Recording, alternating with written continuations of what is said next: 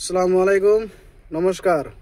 এবার যারা যারা নতুন ঘরের জন্য আবেদন করেছিলেন, যাদের জিও ট্যাগিং হয়ে গেছে, তো নতুন লিস্টটা বাইর হয়ে গেছে অলরেডি। তো আপনাদের সহযোগিতার ক্ষেত্রে আমি কিভাবে ডাউনলোড করতে হয় সেটা আপনাদেরকে শিখিয়ে দেব। তো আপনারা ওইভাবে শিখে যাবেন। একটু চেক করবেন, যে কোনো একটা ব্রাউজার ওপেন করবেন, এই ব্রাউজারে গিয়ে এইভাবে চেক করবেন, যেটা আপনাদেরকে আমি এখন দেখিয়ে দেব।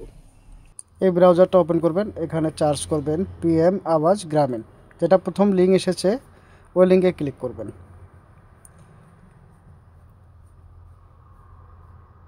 এটা ক্লিক হয়ে গেল। এবার দেখুন এখানে 2 নম্বরে অপশন আছে একটা আও সফটওয়্যার লেখা আছে, ওখানে ক্লিক করে আপনার রিপোর্টে ক্লিক করবেন। রিপোর্টে ক্লিক করার পর এখানে দেখেন যেটা এফ নাম্বারে আছে, যেটা লেখা আছে EFMS রিপোর্ট, ওখানে গিয়ে 3 নম্বর যেটা লেখা আছে beneficiaries registered account frozen and verified, ওখানে ক্লিক করবেন। ওখানে ক্লিক করার পর সর্বপ্রথম এখানে দেখেন 2025-26 সিলেক্ট করবেন। তারপরে এখানে প্রথমটা সিলেক্ট করবেন, প্রধানমন্ত্রী আবাস যোজনা গ্রামীণ, ওটা সিলেক্ট করবেন।